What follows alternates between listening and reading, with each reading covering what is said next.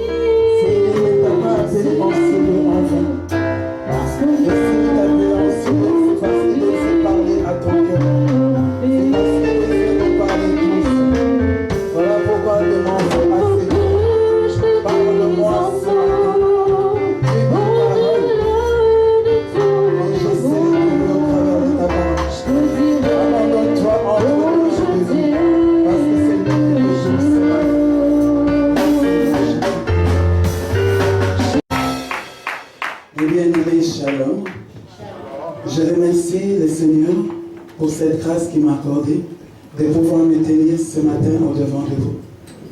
Je me suis reconnaissant parce que c'est un privilège qui m'accorde. Je remercie aussi l'homme de Dieu, les serviteurs, pasteur Géry, pour cette faveur qu'il m'a accordée ce matin. Ce n'est qu'une faveur. Voilà pourquoi je lui dis merci. Mes bien-aimés, nous allons rentrer dans notre vif sujet. Et nous allons prendre Jean, chapitre 20, à partir du verset 11. Mes bien-aimés, Jean, chapitre 20, à partir du verset 11.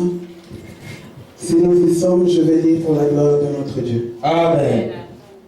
Cependant, Marie s'est tenue dehors près du sépulcre et pleurait.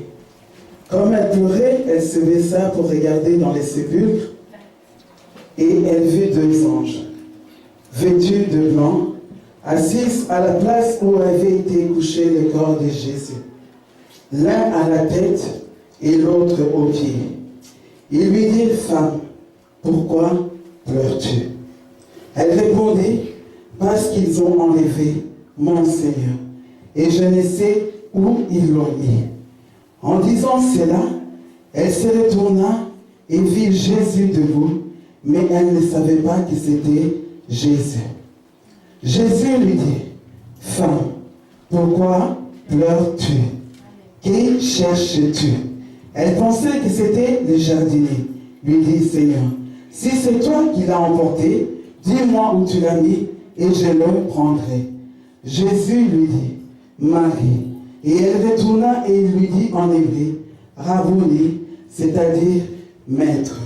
Jésus lui dit, ne me touche pas, car je ne suis pas encore monté vers mon Père, mais va trouver mes frères et dis-leur que je monte vers mon Père et votre Père, vers mon Dieu et votre Dieu. Marie de Magdala alla annoncer aux disciples qu'elle avait vu le Seigneur et qu'il lui avait dit ces choses. La parole de l'Éternel. Amen. Mes bien-aimés, en ce lieu, on voit une histoire. On voit Marie de Magdala. Elle était au sépulcre. Et là où elle était, la Bible dit qu'elle était en train de pleurer. Et d'abord, il y a eu l'apparition des anges qui lui dit, femme, pourquoi pleures-tu? Le thème de mon message ce matin, c'est Église, pourquoi pleures-tu? Pourquoi tu pleures? C'est la question qui nous pose ce matin notre Seigneur. Et quand j'entends pourquoi tu pleures, j'essaie d'analyser c'est quoi le pleur. Dans la vie de tout le monde pleure. L'enfant, dès qu'il vient au monde, avant de faire son apparition, pour qu'on sache que l'enfant est aveugle, il doit pousser des pleurs, des cris de pleurs. En ce lieu, tout le monde pleure. Même si nous venons en ce lieu, je vois des sourires, je vois des gens qui rayonnent, je vois des gens qui semblent en paix. Mais tout le monde pleure.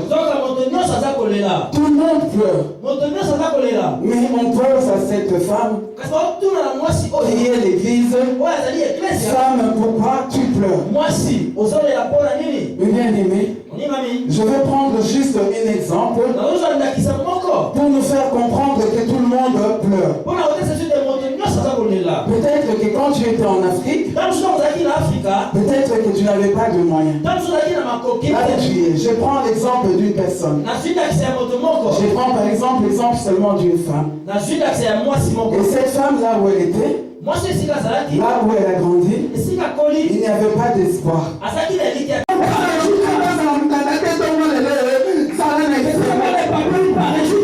Et je sais vous, dans le Seigneur, je répète, je sais vous, dans le Seigneur, l'apparition de Christ, de Marie, la présence de Christ a réjoui le cœur de Marie.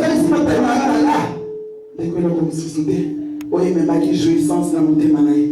Il y avait une chose qui a amené la jouissance dans le cœur de Marie, qui est la personne de Jésus. Elle a compris. Elle a compris ce que l'apôtre Paul a compris. Elle a compris ce que Siméon a compris. Mais bien aimé, nous allons nous tenir debout. Toi qui avais perdu ta jambe, toi qui avais pleuré, à cause de ce qui t'est laissé, à cause de tout ce qui se passe, nous allons nous tenir debout. Nous allons nous réjouir. Ce matin, tu étais venu. Tu te disais que non, tu ne peux pas te réjouir. Parce que tu voyais que ta joie était ailleurs.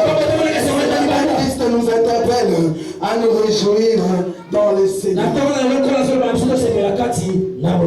Que Dieu nous bénisse. On acclame Jésus, on acclame Jésus, on acclame Jésus. Oui, mais Seigneur.